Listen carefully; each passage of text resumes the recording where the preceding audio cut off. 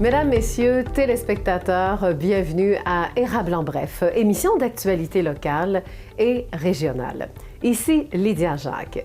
Cette semaine, la TVC vous propose un bulletin d'information et il sera question, entre autres, du rallye emploi du côté de Princeville, les étudiants du cégep vaccinés à plus de 80 %, Innovem adhère à la démarche D2 et on revient sur le plus récent souper de Orapé. Deux entrevues aussi compléteront cette émission. La première sera consacrée au transport collectif dans la MRC de l'Érable, qui vient d'ailleurs d'acquérir de nouveaux véhicules 100% plancher bas.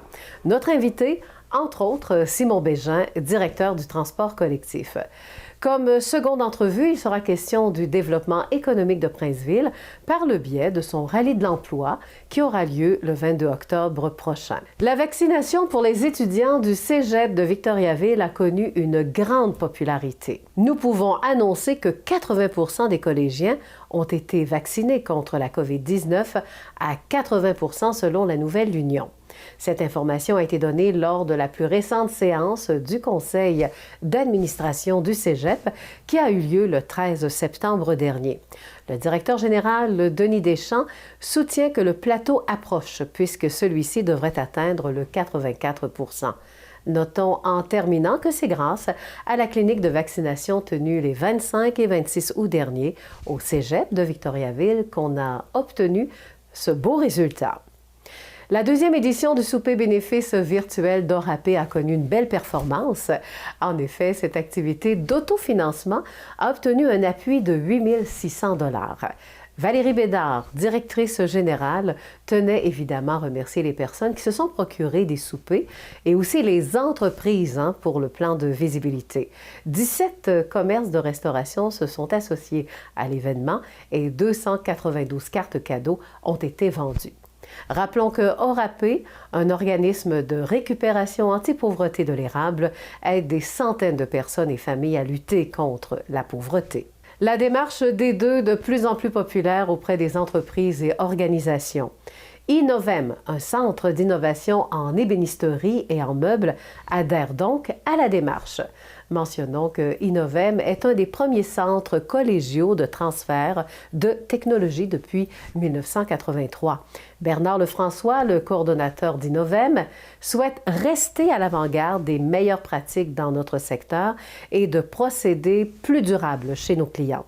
Plusieurs actions durables ont déjà été développées, comme le développement d'une expertise dans la finition industrielle propre et dans les procédés de recyclage des eaux de lavage dans son laboratoire. La démarche D2 est un service d'accompagnement initié par la Corporation de développement économique de Victoriaville et de sa région et aide au développement des entreprises et organisations dans la MRC d'Arthabasca et aussi dans la MRC de l'Érable.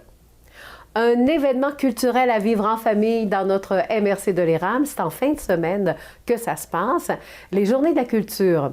En effet, cette activité aura lieu les 24, 25 et 26 septembre prochains, soit du vendredi au dimanche dans la MRC de l'Érable, entre autres. Voici les sites à visiter. La bibliothèque Linette Jutras-Laperle, le Carrefour de l'Érable, la maison créative et rurale Armand-Vaillancourt, où il y aura des expositions d'artistes, le Cercle de fermières et l'atelier de poésie avec Joanne Saucier pour Plessisville et à Saint-Ferdinand, l'atelier M. Garneau pour M. l'atelier de couture à Saint-Ferdinand. Et enfin, pour terminer ce bulletin, la TVC félicite Annabelle Comtois, 14 ans, présidente du comité 12-18 de l'Istère pour le prix Civisme, Engagement, Leadership 12-18 de la Sûreté du Québec du poste MRC de l'Érable pour son engagement citoyen. Alors, félicitations, Annabelle. Et maintenant, poursuivons avec les entrevues. Alors aujourd'hui, une excellente nouvelle au niveau de la MRC de l'Érable. Alors on vient d'engager un transporteur qui s'appelle d'ailleurs Transdev. C'est une compagnie multi-internationale, une compagnie donc française. Là aujourd'hui, on reçoit, parce qu'on veut savoir un peu comment ça fonctionne la compagnie ou encore l'Académie Transdev. Alors on reçoit donc M. Yves Leboeuf. Bonjour M. Leboeuf. Bonjour. Alors M. Leboeuf, là vous allez me dire où on se retrouve, puis en même temps parlez-moi de l'Académie aussi. C'est ça. L'Académie Transdev, dans le fond, c'est un autobus qu'on a un simulateur de conduite Et c'est pour les nouveaux chauffeurs et les chauffeurs qui sont actuels. Sur le simulateur, on a plusieurs scénarios selon ce que nous, on veut partager à nos chauffeurs. C'est vraiment, comme là, présentement, ce chauffeur-là, il est en train de faire une conduite préventive. De cette façon-là, ben, on peut regarder vraiment c'est quoi ses erreurs, améliorer. Puis, c'est retranscrit sur une autre TV qui est dans le simulateur qui est plus loin. Et on peut l'analyser, voir c'est quoi ses erreurs. Mais c'est vraiment un simulateur, on se sent vraiment au volant d'un autobus. Là. Nous, on se sent comme un passager. Là. C'est ça. Puis en plus, le banc, il bouge de toute façon. Et quand il prend, mettons, l'accotement, le siège, il va bouger. Il va garder le même feeling que si on serait vraiment un vrai autobus. Vous avez plusieurs scénarios qui sont disponibles, selon comme je disais, selon ce que je veux que le chauffeur sache. Et ici, de côté, bien, on a toutes des indications qui est important. Et on voit, mettons, les graphiques selon que la personne elle appuie sur l'accélérateur. On a tous les renseignements qui sont possibles. J'aimerais ça qu'on fasse un exemple. Donnez-lui quelques conseils ou des ordres, ou je ne sais pas, là, pour qu'il puisse passer son examen. Ben, c'est sûr que lui, dans ce scénario-là, c'est la machine qui le guide. Là, tout au long, on va voir, c'est que la machine va dire, OK, tourne à gauche, tourne à droite. Et vous voyez les petits carrés qui sont au-dessus des autos, c'est pour garder une distance sécuritaire. Parce que lui, le chauffeur, ça va l'aiguiser vraiment, il va voir, OK, là, je suis à 6 secondes, je suis correct. Si, mettons, il vient trop près, bien là, la machine, elle va lui dire, oh, là, t'es trop près. C'est quoi le plus d'apprendre par cette méthode-là que la méthode qu'on avait avant pour devenir chauffeur d'autobus? Bien, c'est qu'on peut faire quand même beaucoup, comme on peut pratiquer les reculons. Sans prendre un autobus physique, on peut prendre le simulateur, faire des reculons comme qu'on veut. On peut se pratiquer pour la façon de faire. C'est sûr que la compréhension de tourner le volant du bon bord, c'est passer, mettons, entre deux autos ou se stationner, mettons, entre deux autobus, on le fait ici en premier. Comme ça, le chauffeur, il a déjà la technique. Après ça, il va juste le pratiquer sur la vraie vie avec un vrai autobus. Alors, Danny, au départ, vous savez déjà chauffer ou conduire des autobus. Hein? Tout à fait, oui. Bon. Comment vous vous sentez dans un simulateur? C'est assez réaliste, je pourrais vous dire. C'est la première fois que je l'essaye. Et je me sens quasiment comme dans une vraie autobus. Les angles et tout, là, ça se ressemble. Alors, au niveau du transport collectif au sein de la MRC de l'Érable, donc beaucoup de changements. Et puis, pour pouvoir nous en parler, eh bien, on reçoit cette fois-ci M. Guy Beauchesne, qui est de Sherbrooke, mais c'est vraiment le directeur des opérations, en tout cas pour la région. Bonjour. Oui, bonjour. Là, vous allez me dire la nouveauté. Là. Pourquoi on fait une journée spéciale pour le transport collectif et adapté? Bien, le but premier, c'était la nouvelle image de la MRC. Donc, on a eu le plaisir de pouvoir être les premiers à pouvoir apposer la nouvelle image, le nouveau logo de la MRC de l'Érable. Et en même temps, on vient de recevoir les 3 nouveaux bus. Vous en avez 2 aujourd'hui. On a le modèle ici en boc, un peu ici. L'avantage de ce modèle-là ici, c'est qu'il n'y a pas d'escalier à l'intérieur, il n'y a pas de marche. Donc, si, exemple, on la ramène à l'intérieur, ça se fait tout mécanisé. On peut le faire de l'extérieur ou de l'intérieur. Ce modèle qui va être sur le collectif, ainsi que ce modèle-là. Puis on en a un deuxième aussi qui est totalement neuf. Combien de personnes par voyage qu'on peut faire en transport? Tout dépendant, exemple, si vous avez des chaises roulantes ou des sièges, on peut aller jusqu'à 16 personnes à l'intérieur. On peut aller jusqu'à 20 personnes aussi, tout dépendant si vous avez des chaises roulantes ou non de chaises roulantes dans les autobus. OK. Alors, parlez-nous un peu comment ça fonctionne. Oui, ce que vous avez à faire à ce moment-là, c'est qu'on rabat les sièges, le dossier vers l'avant. Puis en dessous, on a un autre poignet à ce moment-là qu'on lève. Donc, la portion, tout le siège monte sur le mur. Puis après ça, vous avez les attaches en dessous du siège, plus celle-là ici, pour ancrer toutes les chaises roulantes là, par la suite. Oui, c'est là qu'on voit la différence entre, c'est pour ça qu'on dit transport collectif et adapté. Exactement. Collectif, il y a les sièges, exactement. Mais quand on voit des chaises arriver, il faut quand même enlever les sièges. Totalement. Puis ce qui diffère aussi, c'est que la porte aussi passager avec la passerelle, comme on a vu tantôt, pour passer la chaise roulante. Dans l'autre véhicule qu'on a, c'est carrément une plateforme qui sort, puis qui descend en bas, puis qui remonte la personne en haut, puis à ce moment-là, on rentre le siège, la chaise roulante directement dans le... Et pourquoi ce changement-là? Parce qu'avant, c'était, le transport adapté, point. Mais là, on a rajouté de plus en plus le collectif. Il y a sûrement une raison. Je pense que la population nous, on a commencé à faire affaire avec la MRC de l'Érable en octobre dernier. Et on n'avait qu'un mois pour faire la transition avec eux sur la portion du premier lot du contrat qu'on avait, donc qui était essentiellement que du collectif. Et plus tard, c'est un contrat qui évolue dans le temps. Donc, on va être amené à faire du transport adapté. Et l'avantage du transport adapté, ben on sait tous que c'est quand même une population vieillissante. Et c'est donner la chance aux gens de pouvoir aller à l'épicerie, descendre au centre-ville, centre d'achat, et pouvoir utiliser un autobus, même si on est en chaise roulante. Donc, c'est un bénéfice pour la ville. Je pense que les gens de la MRC doivent apprécier ça grandement, effectivement. Puis les grandes villes vont être jaloux de ce qu'on a maintenant, hein, c'est ça? J'espère qu'ils vont l'être. Alors, cette fois-ci, nous allons nous entretenir avec Simon Bégin, qui est bien sûr le directeur en ce qui concerne le transport collectif ici même, au sein de la MRC, donc de l'Érable. Alors, Simon, bonjour. Bonjour. Simon, on va parler un peu de la grande nouvelle d'aujourd'hui au sein de la MRC. C'est quoi? Alors, la grande nouvelle, c'est nos nouveaux véhicules, là, 100% plancher bas, qui arborent nos toutes nouvelles couleurs qu'on a mis en place en fin d'année dernière. Pourquoi faire une augmentation en ce qui concerne l'effectif au sein, dans le même sens qu'on parle d'augmentation du chauffeur d'autobus, mais aussi de toute la flotte, là, parce que vous êtes rendu avec combien d'autobus dans le transport adapté? Présentement, on est rendu avec 6 autobus qui roulent à temps plein pour l'opération de notre service. C'est certain qu'il fallait, avec les hausses de services qu'on a mis en place dans les derniers mois, on trouvait que c'était important d'avoir des nouveaux véhicules qui étaient mieux adaptés à la population et surtout plus confortables et accessibles. Et en même temps, les nouveautés, qu'est-ce que ces autobus ont de spécial? Donc, je vais avoir l'air de me répéter, mais c'est que c'est très important. Le mot-clé ici, c'est accessibilité.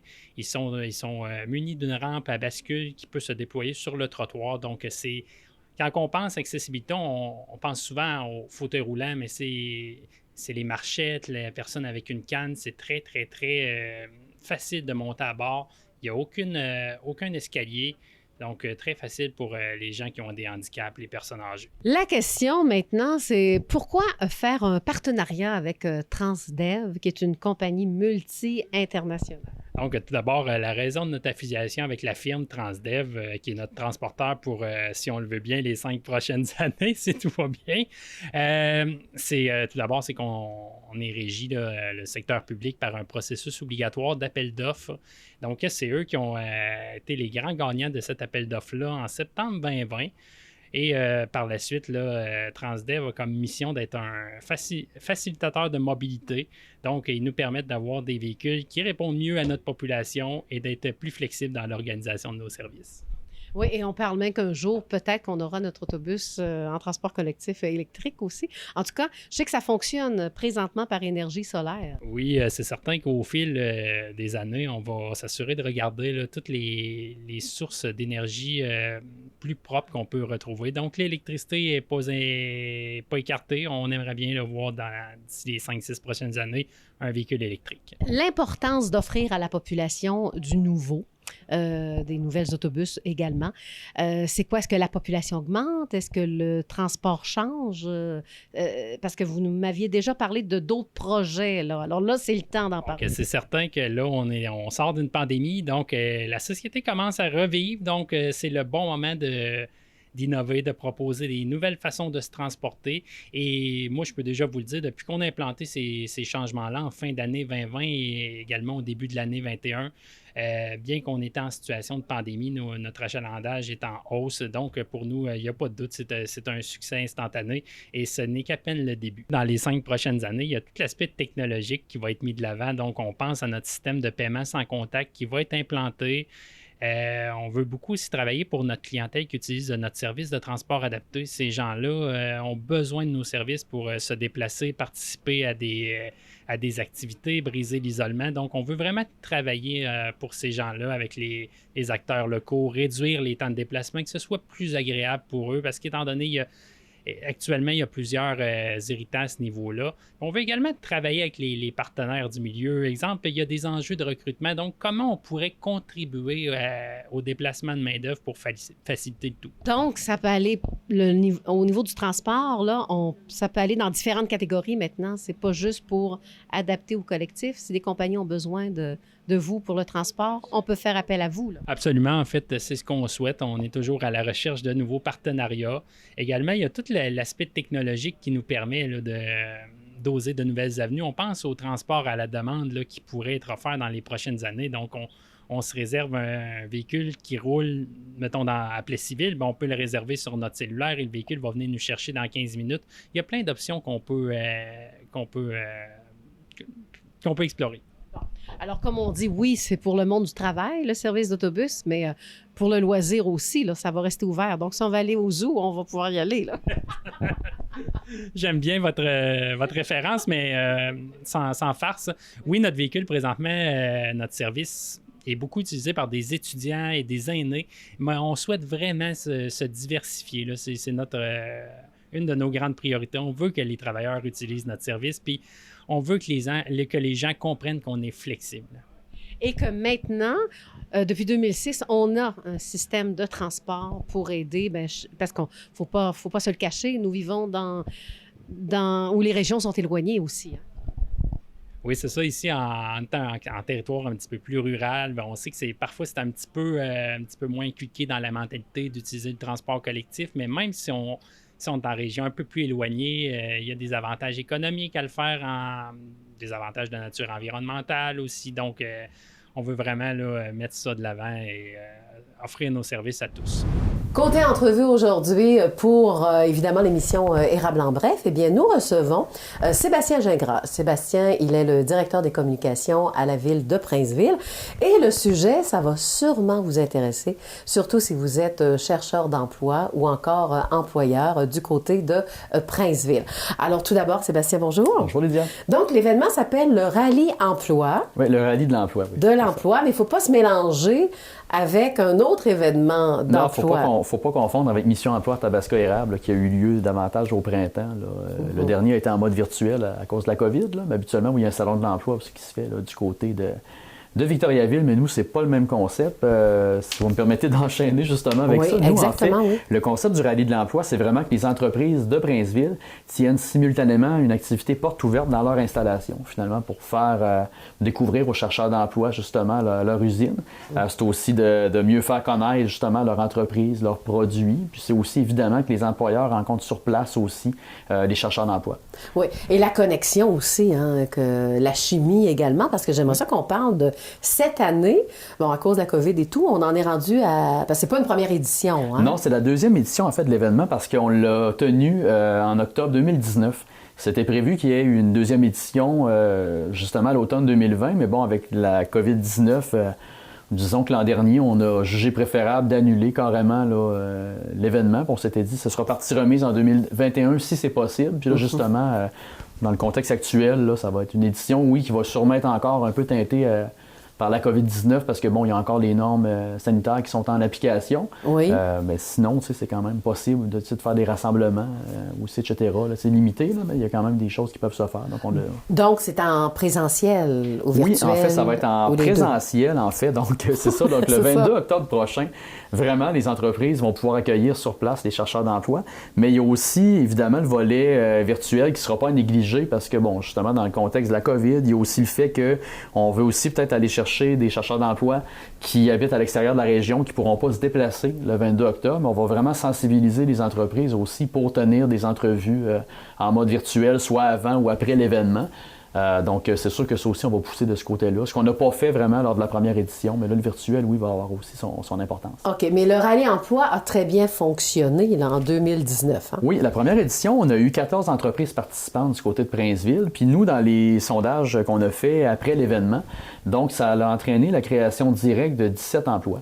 Donc, c'est quand même bien. Pour une première édition, on demandait vraiment aux entreprises, là, avec le bassin de candidats que vous avez eu lors de la première édition, vous êtes allé chercher finalement que vous avez comblé combien de postes. C'est ça, donc c'est 17 emplois là, au total qui ont été comblés, ce qui est quand même bien pour une première édition. C'est toujours difficile de le quantifier avant de faire l'événement, justement. Donc là, on n'a pas fixé d'objectif précis pour le deuxième, mais c'est sûr que des emplois disponibles, il y en a beaucoup, là. Grosso modo, comme ça, là, sans vraiment faire de calcul bien précis, on peut présumer qu'il y a au moins une centaine d'emplois présentement qui sont disponibles là, du côté de Princeville. Vu qu'on est dans le domaine manufacturier, est-ce que c'est les 17 emplois étaient dans la même entreprise? Non, il y a une entreprise, par exemple, qui avait été chanceuse, qui avait recruté 11 employés lors de cet événement-là. Donc, c'était quand même bien là, qu'il y avait comblé 11 postes de journaliers là, Donc, grâce au rallye d'emploi. Vous voulez dire aux employeurs de ne pas manquer cet événement-là. C'est vraiment une belle opportunité, sérieusement, de se faire connaître, justement, puis comment je pourrais dire, d'accueillir beaucoup de chercheurs d'emploi sur place, justement de se monter une banque de candidats. Donc, c'est vraiment une belle occasion. Puis, il n'y a aucun coût d'inscription pour les entreprises. C'est ça qui est intéressant aussi. En fait, les entreprises, leur effort, c'est vraiment, sur place, d'organiser leur propre activité porte ouverte. Mais pour ce qui est vraiment de la promotion de l'événement, les coûts sont assumés par Développement économique Princeville, qui se trouve à être la corporation là, de développement économique de Princeville. Et l'organisateur de l'événement. Oui, l'organisateur principal de l'événement, mais ça se fait aussi, c'est important de le préciser, en partenariat aussi. On a des partenaires qui nous aident justement à approcher les entreprises, donc on peut compter sur la collaboration d'Emploi Québec. Il y a aussi Développement économique érable, puis aussi pour le volet chercheurs d'emploi, il y a aussi Place aux jeunes érable aussi qui nous donne un bon coup de main aussi là, pour faire la promotion justement de l'événement. Et j'ai l'impression que ce sera déjà un succès parce qu'on entend toujours dire les employeurs, on manque d'employés, on manque de bras. C'est toujours ça à l'heure où on se parle. C'est sûr que le sujet de la pénurie de main-d'œuvre, c'est un sujet même qui rebondit beaucoup dans l'actualité au niveau provincial présentement. Là, donc, on parle vraiment de pénurie de main-d'œuvre dans plusieurs secteurs. Et puis, c'est sûr que le secteur manufacturier, il y a de bons emplois disponibles, mais c'est sûr, il y a beaucoup, là, il y a plusieurs postes vacants à certains endroits. Là, puis, c'est sûr que au niveau des chaînes de production, ça a un impact aussi. Là, fait que les employeurs ont vraiment le désir de combler ces postes-là le plus rapidement possible. Et votre stratégie cette année, là, est-ce que c'est d'aller chercher des employés qui sont complètement à l'extérieur de la région? C'est quoi, là?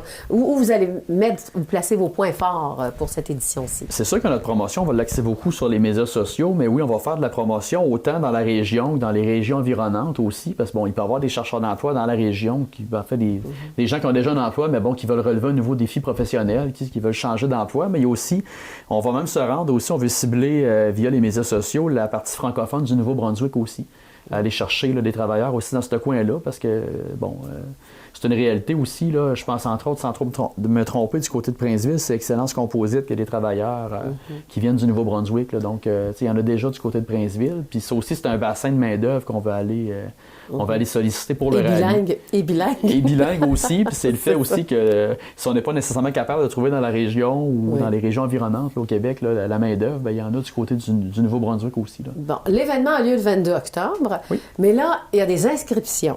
Oui, en fait, on demande aux entreprises intéressées à participer au rallye de s'inscrire d'ici le 27 septembre à 16h. Le pourquoi, c'est parce que nous, on lance la période d'inscription pour les chercheurs d'emploi à compter du 4 octobre, puis on veut vraiment, sur le site web du rallye de l'emploi, qu'il y ait une fiche pour chaque entreprise, avec aussi le détail de tous les postes disponibles. On veut vraiment mettre aussi les offres d'emploi et tout. Donc, on veut vraiment être en mesure, à partir du 4 octobre, de bien renseigner justement les chercheurs d'emploi, puis de passer à l'autre étape, nous, dans notre projet, là, qui est vraiment... Parce qu'il y a comme deux volets. Oui, les entreprises participantes, il faut aller les chercher, premièrement, mais aussi, après, il faut faire la promotion pour attirer les chercheurs d'emploi.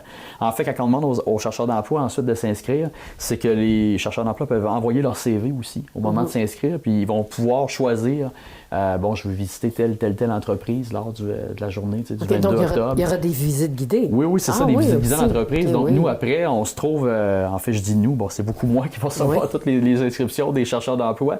Je vais ensuite, moi, redistribuer tout ça dans les entreprises concernées, aussi leur envoyer vraiment le curriculum vitae du chercheur d'emploi. Donc, c'est vraiment aussi il y a une première étape de préparation qui se fait avant le 22 octobre aussi. Là.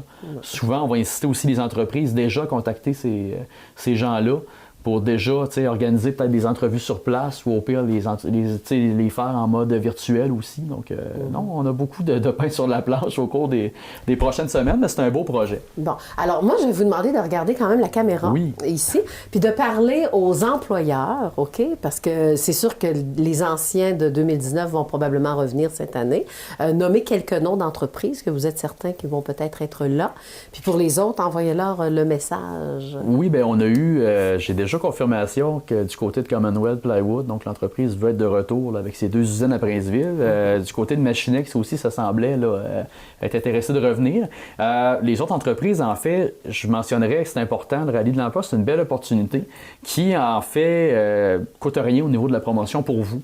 Donc, c'est sûr que tant qu'organiser une porte ouverte, on sait qu'il y a des frais de promotion reliés à ça. Fait que c'est sûr, c'est une belle opportunité de à saisir.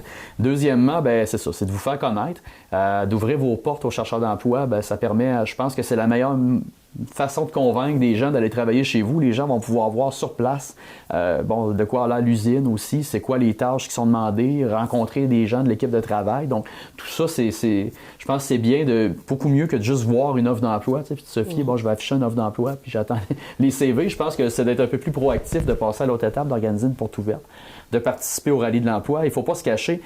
De nos jours, sur toutes les usines, de juste mettre une affiche « Nous embauchons », ça prend plus que ça pour aller chercher des travailleurs, parce que toutes les usines le font. Bon. De mettre la fameuse pancarte « Nous embauchons », il faut comme passer à une autre étape. Là. Donc, voilà. Ça, c'est pour les employeurs. Maintenant, oui. Pour ceux qui sont à la recherche d'un emploi, mais dans le domaine manufacturier. Oui. Là encore, je dirais, c'est le fun d'envoyer des CV, mais il n'y a rien de mieux, je pense, que de se rendre sur place, de rencontrer les employeurs, de se présenter. Je dirais que c'est comme déjà la chance de vivre une première entrevue, tu sais, sans même avoir envoyé votre CV ou d'arriver. Oui, c'est une chance, en fait, que les chercheurs d'emploi ont aussi, de se faire connaître directement auprès des employeurs. Puis c'est sûr que je pense que c'est bien, juste pour ça, je pense que ça vaut le déplacement. Puis dans le fond, c'est ça, les gens vont avoir la chance, là, je pourrais dire, de choisir les... C'est sûr qu'on ne peut pas demander à un chercheur d'emploi de visiter les 14 entreprises dans une après-midi. Donc c'est sûr que vous allez avoir des choix à faire quand vous allez voir la liste d'entreprises, la description des tâches aussi, des postes qui vont être affichés sur le site web. C'est sûr que c'est une belle opportunité aussi à saisir pour les chercheurs d'emploi. Et la conclusion, donne-moi vraiment les coordonnées, oui. Ça a lieu où, quand, le comment, le pourquoi. Vas-y, je t'écoute. Où, en fait, ça va avoir lieu du côté de Princeville, évidemment. Les entreprises, on va le savoir à partir du 27 septembre, vraiment la liste complète des entreprises. Toutes les informations vont être disponibles au rallyemploi.com. C'est vraiment là, l'endroit où se rendre pour avoir toutes les informations, autant pour savoir là, quelle entreprise participe, avoir les coordonnées, les contacts, etc. Et aussi, les chercheurs d'emploi, c'est là qu'ils vont pouvoir s'inscrire à compter du 4 octobre. Alors voilà, je pense que c'est une belle opportunité autant pour les employeurs que les employés. Bien, merci beaucoup, Sébastien. Merci, Lydia. Puis on ne se mélange pas, hein? C'est le Rallye Emploi, c'est Princeville, la Corporation de développement économique de Princeville qui organise donc le tout. Merci Sébastien, à la prochaine. Merci Lydia. Là-dessus, ça complète l'émission Érable en bref, en espérant que le tout vous a plu. On se souhaite une belle semaine et surtout à la semaine prochaine.